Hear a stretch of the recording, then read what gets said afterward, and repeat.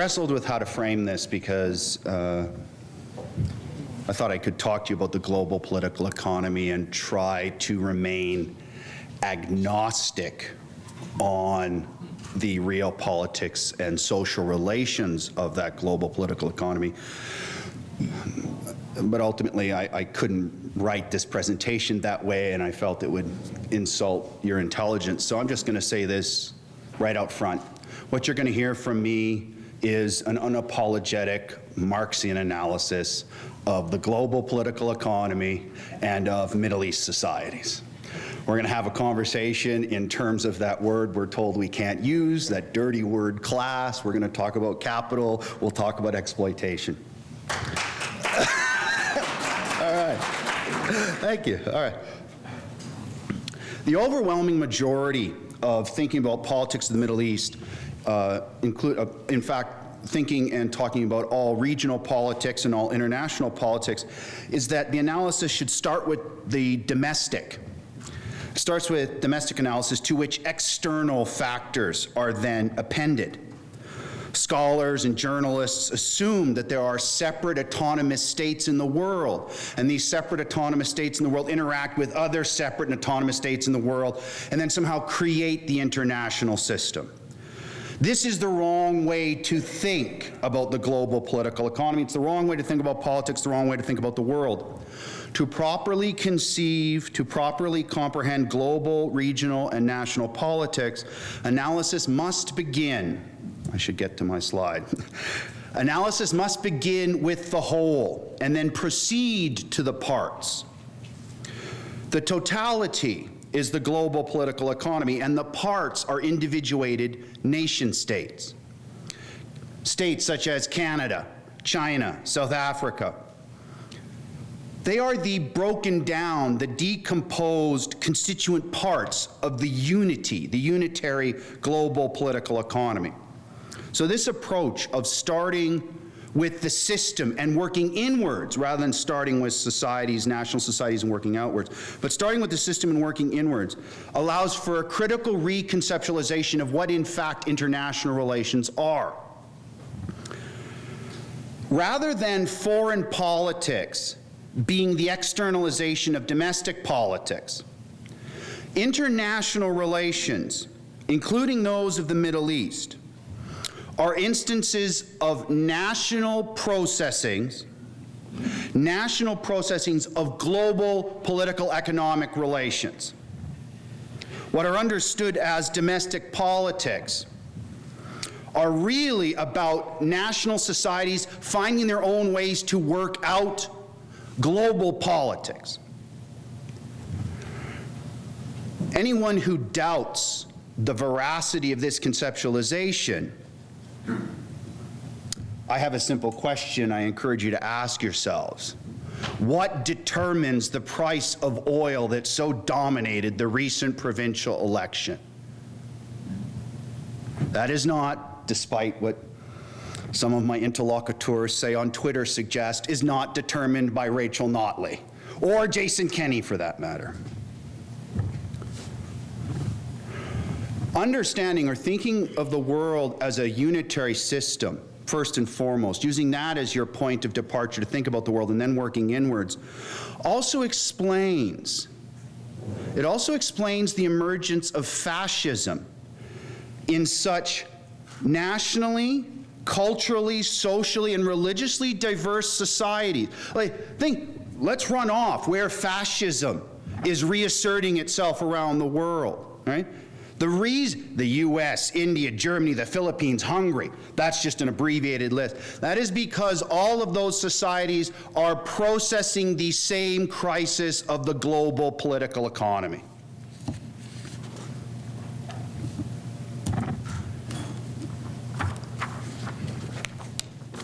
The crises of Middle East societies are particular national expressions of the crisis of the global political economy.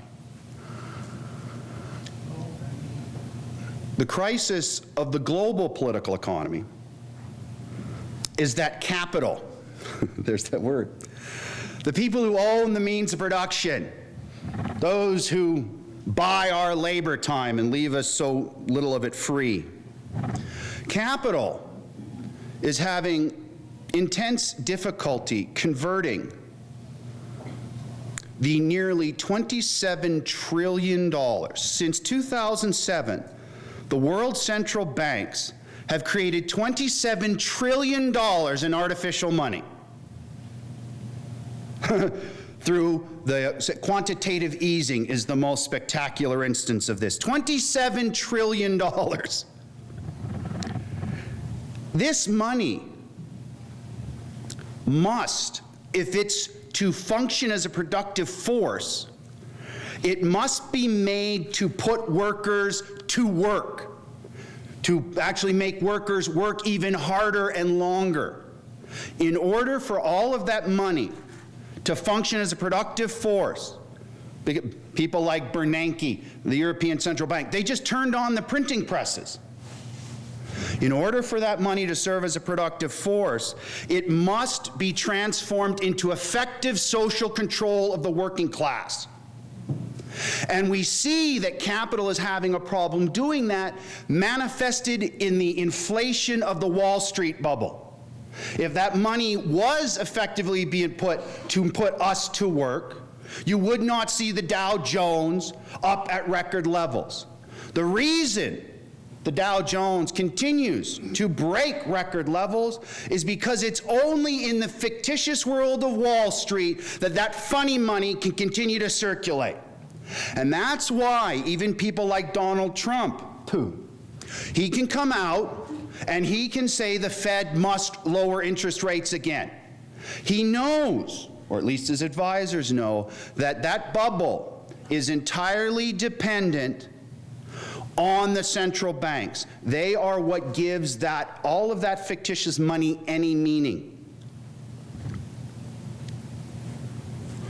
The reason capital is having this problem is because the working class is resisting the intensification of its own exploitation. So you have all of this, here's the fancy, I actually had to make sure I could pronounce this right, ex nihilo money. This is money created out of nothing. It must be turned into social control. But the working class, just because we're told to do something, we can be insubordinate. We all find ways to cheat, however it is. Students are forever finding inventive ways to get out of work. Workers are subverting capital's attempt to turn all of that money into effective social control. Look around the world. You have massive teacher strikes in the US, Poland, Greece, Argentina, Kenya. You have the Yellow Vest protests in France. You even have the political violence committed by ISIS in the destroyed societies of Iraq and Syria. So you have capital trying to assert command, the working class resisting it, and of course then, when the working class does not submit to its own exploitation, capital must of necessity become more despotic. That is why you see in this historic moment the reemergence of fascism. Capital is having a problem getting workers to voluntarily submit to its control, so it must use bigger and bigger sticks. It's also why it continues to promote racism, why it promotes supremacist, exclusivist nationalisms. And these are not by any means unique to American society, although they get the most press. All the polities of the Middle East are similarly going through this social movement of command, resistance, recommand, re-resistance. I think I have a slide. Oh, I do. Look at that. Right? I would probably be, I'm told to stay by the mic, probably be better if it was circular, but this is the dynamism. Okay? In general terms, capital has sought to turn the fictitious money into effective command. The most spectacular instance of workers' resistance and refusal to accept that command is what's problematically called the Arab Spring of 2011. What are cast as revolutions were not revolutions. Certainly, I lived in Egypt in 2011. I have been shot at and tear gassed, and as much as I would like that to be a revolution, it was not. But that does not mean that the workers just accepted the diktats. Since then, capital's attempts to further impose control in general terms have involved things like inflation, severe austerity, and near totalizing repression and war. The one I'm most familiar with is Egyptian society. President Sisi is the most blood-soaked autocrat modern Egyptian society has ever had to suffer. And given the rogues gallery who's governed that, that's quite an accomplishment.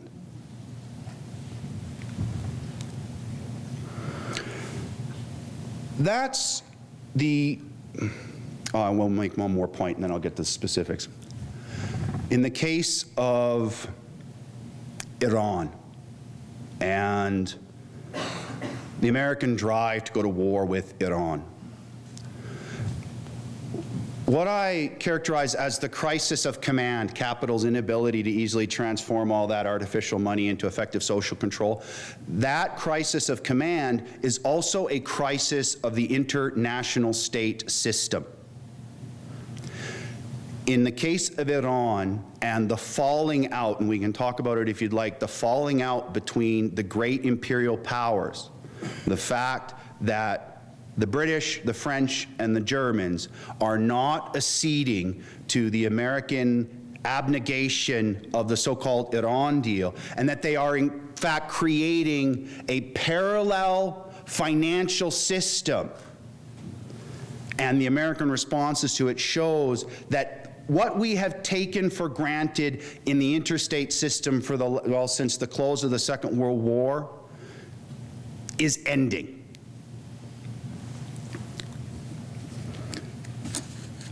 I wrote quite a bit more than I needed today, so I'm going to start with Egypt. I have stuff on Israel and Saudi Arabia. I don't know if I'll have time to get to it, but I'll speak to Egypt, and then I'll probably move directly to Iran. We can talk about other societies in the region over questions if you'd like.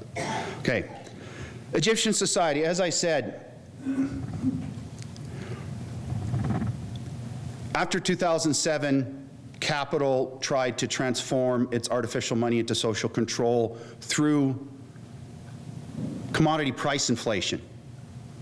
In the case of Egyptian society, that was most spectacular in the form of food. In the last 6 months of 2010, food price inflation in Egyptian society was 16%. 16% over 6 months in a society where 45% live on less than $2 a day, and the majority spend more than 50% of their income on food. Cost of food is more than housing, utilities, education. That's devastating. The revolution of 2011 was an act of desperation on the part of the Egyptian working class. It was not going to see its exploitation extended and intensified further. When the indirect attack of inflation failed, capital went a more direct route. 2013, it had the head of the military, Field Marshal Sisi, commit a coup. Committed the coup in July. By August, they were massacring people in Rabaa and Nada Square. This is the quote from Human Rights Watch. It describes the massacres as one of the world's largest killing of demonstrators in a single day in recent history. And capital can't get the working class to go along with it through indirect means, uses direct means. Capital's despotic attack on Egyptian workers didn't end in 2013. Even now, the Egyptian state continues to conduct mass trials through military courts. It's waging a brutal war on workers in the Sinai Peninsula. So brutal the media is not allowed into the Sinai. You cannot talk about the Sinai in the Egyptian press. You cannot do research on the violence in the Sinai? Indirectly, in 2016, November 2016, Egypt was subject to structural adjustment by the IMF. Overnight, the Egyptian currency was deflated 48%. In other words, everybody's food went up 48%. Since then, didn't stop there. You've seen reduction of subsidies, so effectively inflationary pricing of petrol, electricity, sugar, edible oil, bread, bus, metro tickets, everything, all while wages have stagnated. Predictably, as the state has gotten more violent doing capital's bidding, workers' resistance has become more violent. In 2017, in a rather spectacular attack in the Western Desert, 59 police officers and military officers were killed in an ambush. And I don't know if you saw, but already in this calendar year, there have been 2 bus bombings near the Giza pyramids. In fact, one just earlier this week.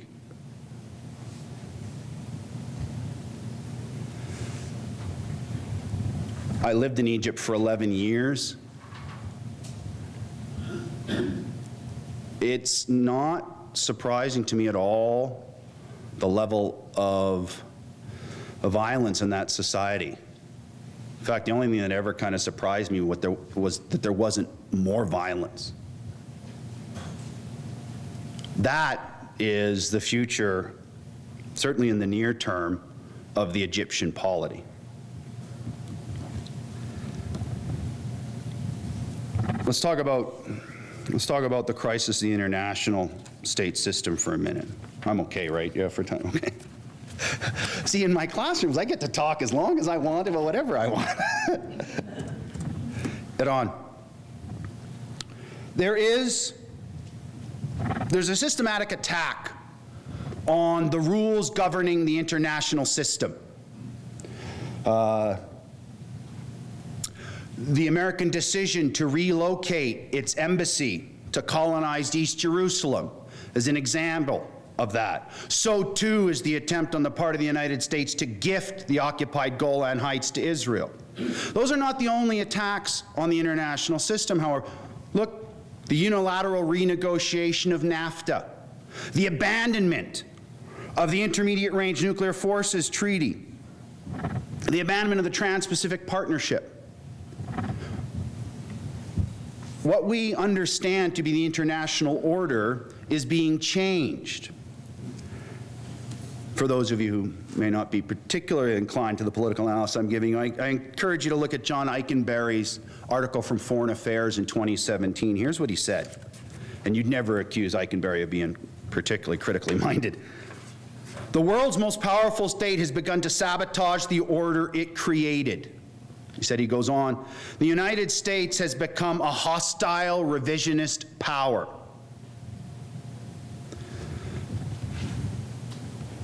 And it should be more concerning for people, the authorization of Israel's conquering of the Golan Heights and the attempt to transfer ownership of the Golan to Israel. This is a legitimization of the acquisition of territory by force. That, to my mind, is a clear sign of the preparations that are being made for global war that will be legitimate to steal land. American-Iranian relations express this crisis. It has, in fact, that relationship is somewhat a microcosm of all the dimensions of this international crisis. First, the Joint Comprehensive Plan of Action. Part of the reason that Iran joined it was the Iranian state has trouble with its own working class, despite the corporate collaborationist media's representations of Iran as being monolithically fundamentalist. In the last 6 months, In the last 6 months, make sure I get this right, sugarcane workers, steel workers, workers at the heavy equipment production company, teachers, truck drivers have all gone on strike in Iran. So the Iranian state itself has problems controlling its insubordinate working class. That is one of the reasons why it wanted to enter the Joint Comprehensive Plan of Action, was to subject its workers to market discipline. It wouldn't be the ones to discipline it, global currency flows would. The second dimension, of course, the American imposition of sanctions on Iran. These are a direct attack on the working class in Iran. You're getting food price inflation. You've also had, in some cases, the stop payment of salaries to workers. And at the same time, the working class's own reproduction is endangered because it can't import medicine, can't import medical devices.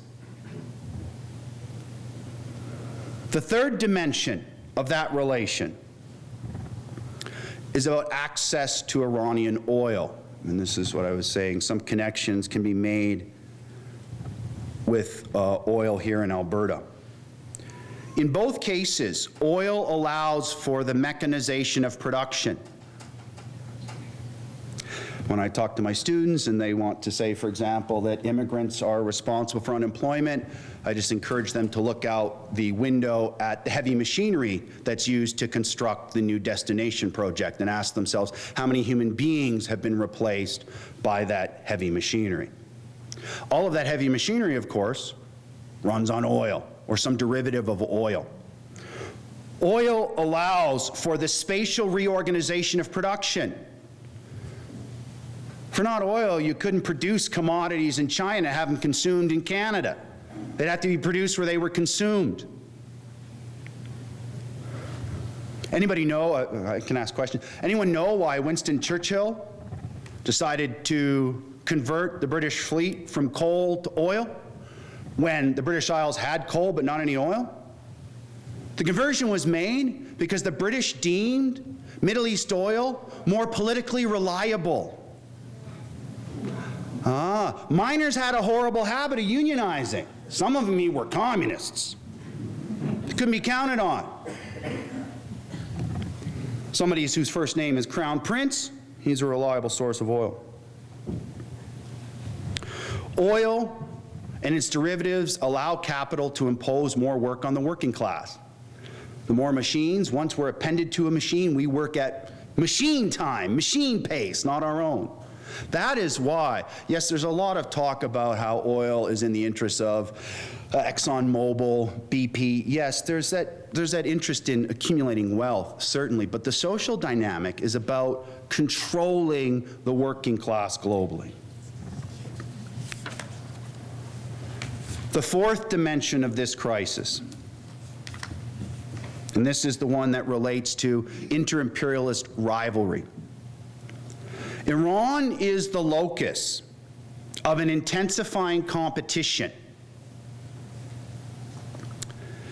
In response to the American negation of the Joint Comprehensive Plan of Action, so it was signed in 2015, and in 2018, the United States backed out. In response to the American decision, Germany called for what it named a special purpose vehicle. Germany wanted to create infrastructure in the global political economy that would allow Europe to continue to trade with Iran. But it wanted Europe to be able to continue to trade with Iran without being subject to American sanctions. Global trade is done in American dollars, and it uses a system called SWIFT. SWIFT is a financial messaging network. That is how the US state keeps track of how everyone trades with other states. In fact, not for nothing, of course, part of its war on terror after 2001 was to ensure that the surveillance of the SWIFT system was totalizing. The special purpose vehicle Germany proposed was to be a parallel channel that would process Iranian export and import payments in non-dollar denominated currency.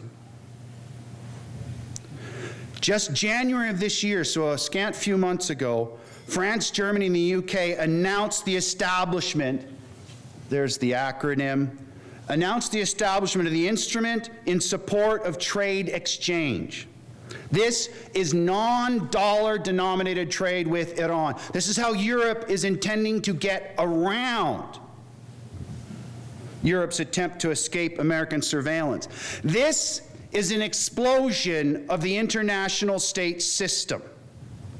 It is why just this month, the United States is intensifying its drive to war with Iran. We've seen that it just dispatched the carrier battle group, the Abraham Lincoln, to the Persian Gulf. And I don't know how many of you saw this, it is why the United States is now threatening the European Union with the collapse of NATO. Earlier this month, on May 1st, the U.S. Department of Defense sent the European Union a letter warning against its plans to develop a European army. Warned that if it were to develop that army, it could lead to a collapse of the NATO alliance. Here's the quote. The United States is deeply concerned by the approval of the rules of the European Defense Fund and the general conditions for the permanent structured cooperation. That's EU speak for army. The development of the European army, the letter went on to say, is leading to a dramatic step back in 3 decades of growing integration, and also could potentially revive the tense discussions that dominated our contacts 15 years ago, end quote. What they're saying is if the European Union persists in trying to build its army, American-European relations will deteriorate at least to the level 15 years ago when the United States attacked illegally Iraq. That you're looking again at this kind of nadir in the international state system. The crisis of the global political economy is sharpening. As I said, the most obvious example of this is the Wall Street bubble. But so is the rising fascism around the world and what we tend to call in the third world, the imperialized world, the rise of authoritarianism.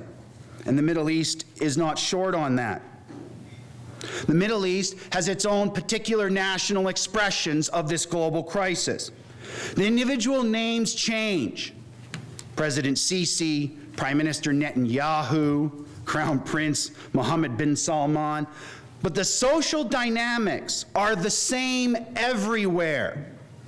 Capital aims to impose more work. Workers resist the imposition. Capital necessarily cultivates racism and exclusivist supremacist nationalism and becomes more and more violent. At the same time, the American creation of crisis with Iran and its imperial competitors is an appearance of how that fundamental crisis of conversion of artificial money into real social control is also a real crisis of the international state system. Thank you.